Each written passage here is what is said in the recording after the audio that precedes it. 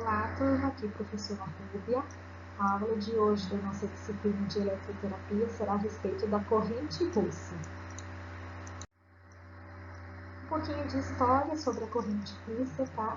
Ela é também conhecida como corrente de Cotes. Ela foi criada em 1976, quando a NASA estava enviando os astronautas, para fora da órbita terrestre, e eles começaram a constatar que quando ele sai da gravidade, da lei da gravidade, os nossos músculos eles perdem a capacidade de uma contração efetiva, né? Então os movimentos ficam mais fáceis. E com isso eles começaram a perceber que quando esses astronautas retornassem à órbita terrestre, eles estariam com uma hipotrofia, uma fraqueza muscular muito grande. Então, a partir daí, criou-se a corrente russa para inicialmente estar fazendo o trabalho de manutenção da força muscular desses astronautas. E a partir disso, também começaram a aplicar o treinamento de atletas russos para as Olimpíadas de 1977. Então, após esse estudo, eles começaram a aplicar nos seus atletas. Nesse período também da criação da corrente russa, foi o período da criação da máquina de hemodiálise também. Foi justamente criada a partir desses estudos dos astronautas que sairiam de uma força gravitacional. Tá? Características físicas da corrente russa. É uma corrente senoidal alternada, de média frequência, lembra, ela está na faixa acima de 1000 Hz, então a frequência dela, a frequência portadora é de 2500 Hz ou 2,5 kHz, esse K significa 1000. É baixa impedância, ou seja, é uma corrente confortável, assim como a corrente interferencial também, que é de média frequência. O período do burst, a largura de pulso dela é de 10 milissegundos, ela é fixa. A frequência de modulação, aquela que a gente consegue modificar no equipamento, ela vai de 0 a 150 Hz. E o ciclo de trabalho, ele vai ser de 50%, que são os disparos por segundo. Ou seja, nessa imagem aqui embaixo, a gente vê 100% de um ciclo aqui, ó. Vou até grifar aqui para vocês. Aqui é 100% de um ciclo. Então, 50% é o quê? Metade eu tenho a ação da corrente e metade eu não tenho a ação da corrente. Tá? Então, essas são as características físicas dela. Um pouco da neurofisiologia, né? O que essa corrente faz? Qual que é o mecanismo de ação dessa corrente? Ela faz o recrutamento de unidades motoras e descarga do motoneurônio. Então, a gente viu até agora muitas correntes que trabalham a via sensitiva, ou seja, o neurônio aferente. Essa corrente ela vai trabalhar o motoneurônio, ela vai fazer o disparo, o potencial de ação dos motoneurônios. É maior que na contração voluntária, segundo os estudos de Cotes, ele é capaz de recrutar e de fazer um disparo muito maior que a fisiologia normal. Ela é indicada para músculos saudáveis e hipotrofiados.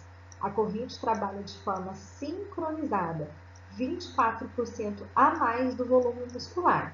Então, tem muitos estudos dizendo que ela traz benefícios muito grandes para a musculatura. E aqui a gente está falando, gente, a grande diferença dela para outros determinados tipos de corrente, como o FES, é que essa corrente ela vai trabalhar músculos que são saudáveis. O que significa músculos saudáveis? São aqueles que eu não tenho nenhum comprometimento proveniente de uma lesão nervosa. Então, são músculos apenas hipotrofiados, ou seja, com uma diminuição do trabalho muscular, que não seja em decorrência de uma lesão nervosa. E aqui embaixo, olha, eu tenho que, por exemplo, mostrando para vocês como que o meu músculo ele vai selecionar um recrutamento de unidades motoras de uma forma assíncrona. Então, o nosso organismo ele vai trabalhar o recrutamento de fibras de forma assíncrona, ou seja, conforme a necessidade. A hora que eu for levantar 25 gramas, o meu músculo vai recrutar determinada quantidade de fibras musculares. Quando eu for recrutar 2,5 kg, quando eu for levantar 2,5 kg, ele recruta maior quantidade de fibras. Quando eu for levantar 25 quilos, ele vai recrutar um número maior de fibras. Então, o recrutamento de unidades motoras, ela é variável conforme a sobrecarga. Então, o que eles estudos dizem, né? Que a corrente trabalha de forma sincronizada, ou seja, todas as fibras sendo recrutadas ao mesmo instante, e isso dá uma 24% a mais do volume muscular. Então, aqui eu tenho uma imagem, aonde o meu eletrodo alcançou, aonde ocorreu o disparo, eu vou selecionar todas as fibras musculares de uma maneira síncrona, tá? Ao mesmo tempo. Enquanto que aqui é de uma maneira assíncrona, ou seja, de acordo com a minha necessidade. Os efeitos terapêuticos é uma contração muscular mais intensa e um aumento do trofismo e da força muscular. Tá? Então, é como se fosse um exercício que vai gerar uma potência, um recrutamento maior das fibras, uma maneira mais efetiva desse músculo se contrair. E o efeito fisiológico, ele promove aumento da oxigenação, aumento da nutrição pelo aumento da vascularização e o aumento de 10% da secção transversa da miofibrila. Então, se eu tiver aqui, ó, por exemplo, uma miofibrila que tenha esse tamanho aqui, né? Então, o que é a secção transversa? É o espaço que vem daqui até aqui. Então, o que ele diz? Que ele aumenta em 10% a secção transversa dessa miofibrila. Então, ele vai aumentar esse diâmetro aqui. Eu vou ter uma miofibrila maior ainda. Então, isso é o que vai denotar a hipertrofia muscular. Indicações. A principal indicação da corrente russa é o fortalecimento muscular, porque ele faz o recrutamento das fibras musculares, dando uma maior intensidade e um maior efeito. É um equipamento de corrente alternada, de média frequência, então não tem polaridade, ou seja, qualquer eletrodo vai no ponto motor. Então, a gente vai ter vários canais e cada canal com eletrodo positivo e negativo. Nesse momento não tem problema, eu posso colocar tanto o eletrodo positivo quanto o eletrodo negativo no músculo, no ponto motor que eu quero trabalhar. Então, normalmente, os eletrodos, conforme a imagem aqui, eles são maiores, né? Não é aquele eletrodo quadrado ou retangular menorzinho de silicone. Aqui normalmente são eletrodos de borracha, que a gente vai utilizar o gel para diminuir a impedância, né? Para facilitar a capacitância, e a fixação é por meio de velcros. Então, a gente consegue utilizar em musculaturas grandes. O equipamento, normalmente, ele tem muitos canais, ele permite o fortalecimento muscular de grandes grupos musculares e vários grupos musculares ao mesmo tempo. Então, por exemplo, eu tenho o quadríceps, que é um músculo que tem mais que um ponto motor, e eu consigo trabalhar também, por exemplo, o tibial anterior, o abdômen, tudo ao mesmo tempo, né? Aqui na parte posterior eu posso trabalhar glúteos ao mesmo tempo que eu trabalho isquiotibiais e tríceps sural, porque normalmente é um equipamento que vem ali de 8 a 10 canais. Então, a gente consegue trabalhar o paciente de uma forma bem abrangente ao mesmo tempo. Bom, as principais indicações, né? Primeiro, a técnica de aplicação, quando a gente vai utilizar ele para fins de fortalecimento. Então, tem uma regrinha chamada tempo de terapia. 10, 50, 10. O que significa isso? 10 segundos no tempo on, que é o tempo de contração muscular, 50 segundos no tempo off, que é o tempo de pausa. Lembrando vocês que o tempo off ele tem que ser maior ou pelo menos igual ao tempo on, tá? Aqui eu faço um adendo para explicar para vocês que o tempo de pausa ele é o tempo que o meu músculo vai estar se recuperando do exercício da contração muscular. Sendo o tempo on o tempo de contração, o tempo off ele tem que ser maior, tá? Normalmente, a gente vai começar uma proporção de 1 para 5. Então, se eu tenho 10 segundos no tempo on, eu coloco 50 segundos no tempo off, porque é um músculo destreinado. Supondo que seja um paciente que vai vir fazer a corrente russa pela primeira vez, então é um músculo sem treinamento. Vamos dizer assim que é um músculo sedentário. Então esse tempo off ele precisa ser grande. E aí conforme eu vou tendo o treinamento do paciente, eu posso ir diminuindo essa proporção, tá? Mas eles recomendam na corrente russa esse tempo de 10 on e 50 off, numa proporção de 1 para 5. E 10 minutos de tempo de terapia, tá?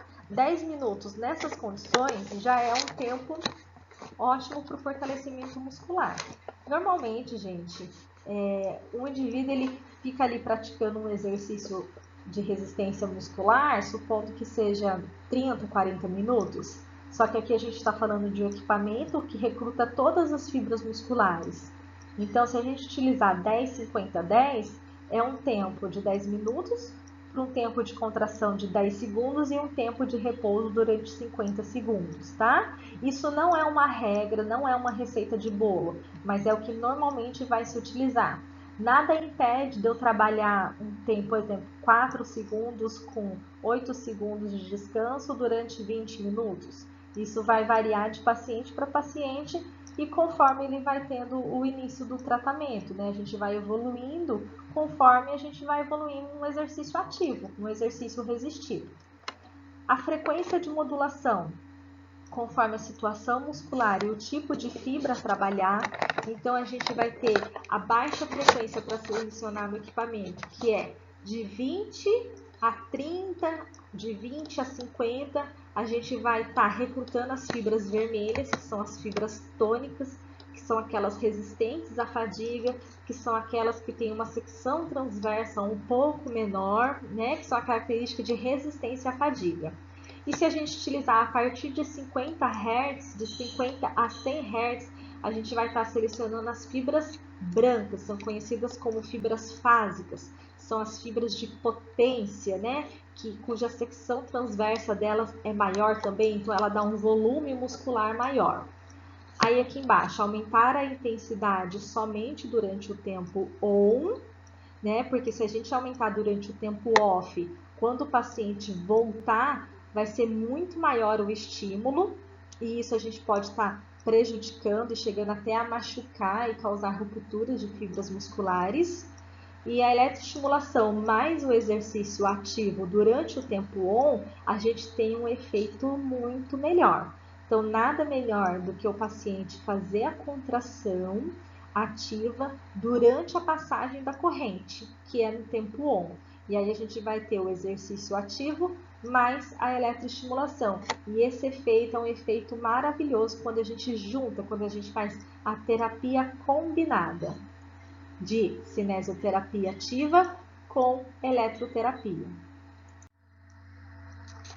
Continuando as técnicas, né? Então, na corrente russa, a gente vai ter o modo de estimulação. No equipamento, ele vai aparecer como REC, que significa recíproco, e SYNC, que significa síncrono. Recíproco, gente, é um revezamento entre agonista e antagonista. Então, se eu selecionar esse tipo de disparo, eu vou ter que colocar, por exemplo, um canal no agonista e um canal no antagonista. Quando o canal do agonista estiver no tempo on, do antagonista vai estar no tempo off. E aí eu tenho uma contração isotônica. Quando eu utilizo o método síncrono, tanto o agonista quanto o agonista, eles vão entrar no tempo on ao mesmo tempo. Então, eu tenho uma contração isométrica, entenderam? E aí, a gente também vai ter o tempo de selecionar a rampa, igual o slide anterior. Rise, que é o tempo de subida, on, que é o tempo de sustentação, decay, que é o tempo de descida, e off, que é o tempo de pausa. Isso igual na corrente interferencial. Lembrando vocês que o tempo off, ele obrigatoriamente ele deve ser maior que o tempo on para músculos destreinados, naquela proporção de 5 para 1.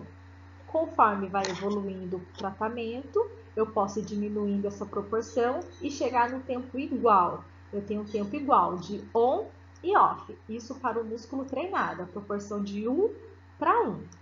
A intensidade vai ser de acordo com a tolerância de cada paciente, mas desde que eu consiga visualizar a contração muscular sem gerar um desconforto.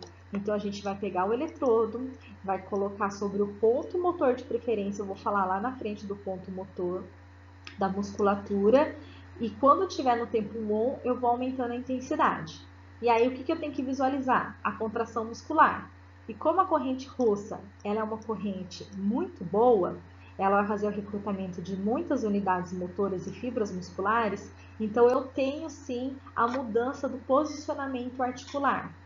Tá? Então eu consigo levantar eu consigo fazer uma extensão de joelho, eu consigo fazer uma flexão de cotovelo, tá? Porque é uma corrente muito forte, muito boa. Uso de eletrodo de mesmo tamanho, em silicone com gel, um no ponto motor e o outro numa região próxima. Por vezes, a gente vai encontrar alguns músculos que tenham mais de um ponto motor. Nesse caso, a gente vai colocar 2 canais, tá? Então, a gente vai sempre colocar nos pontos motores e aí o que sobrar a gente vai colocar numa região próxima, mas que ainda seja no ventre muscular do músculo a ser trabalhado.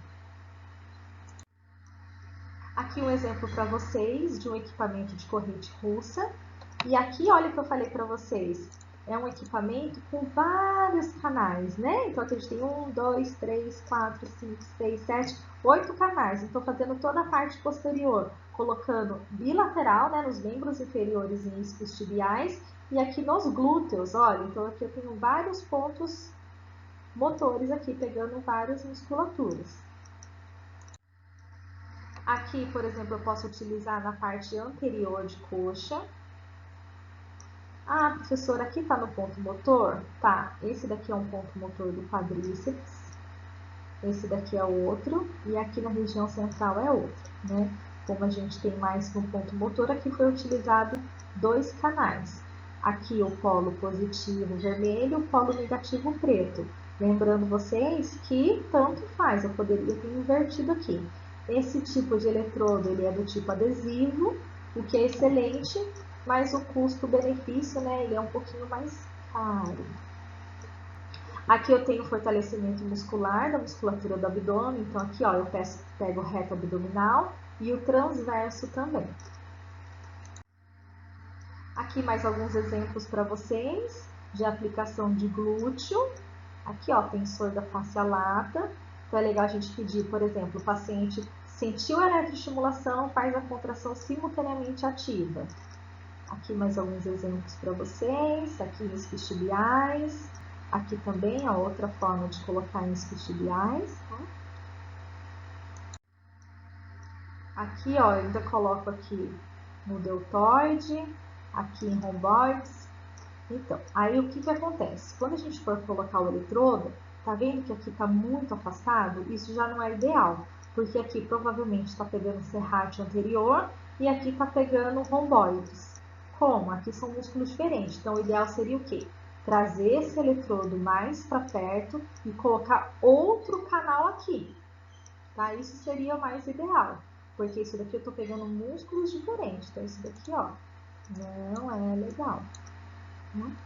Aqui, por exemplo, tríceps sural. Okay? Técnica de aplicação. A gente tem o Duty Cycle, que corresponde à quantidade de corrente dentro do ciclo. Então, ela pode variar de 20%, 30% e 50%. Tá? O Duty Cycle é a razão entre o tempo de duração da onda e o tempo total do período. Então, aqui eu tenho a divisão de um pelo outro, onde esse Tzinho menor é um intervalo de tempo no qual a função é não nula. Não nula significa esse momento aqui, ó, tá? Dentro de cada período on, e T é o período da função. Vou explicar melhor para vocês. Aqui, supondo que eu tenho um tempo, supondo que isso daqui, ó, vou colocar de cor diferente, seja o total, tá? Então, aqui é o total de um ciclo, o tempo total da função. 20% significa, então, se é o total, é 100%. 20% significa que só um pedacinho, aqui, ó, só um pedacinho, que eu tenho a passagem da corrente. Esse tempo aqui é o tempo que não está passando corrente, mas não é o tempo off, não é o tempo de pausa, tá bom, gente? Tudo isso daqui é o período que está passando a corrente, só que a distribuição do pulso ele vai ser aqui, ó, de 20%. Aqui eu tenho a mesma coisa, eu tenho uma duração total de 100%, mas o que está sendo estimulado é metade do ciclo, 50%. Alguns equipamentos de corrente russa, ele não permite essa modalidade de porcentagem. Então, quando ele não permitir, ele vem nessa característica aqui, tá? Que é o que eu falei no começo dos slides. Aqui, ó, 30%, então vamos de novo. Aqui é o tempo total e 30% vai ser só esse pedacinho aqui, ó, correspondendo a 30% do total, tá bom, gente? Só lembra que isso daqui não é o tempo off, não é o tempo de pausa. Isso daqui é a distribuição dos pulsos ao longo da passagem dos bursts da frequência, tá? Continuaremos nossos slides no próximo vídeo.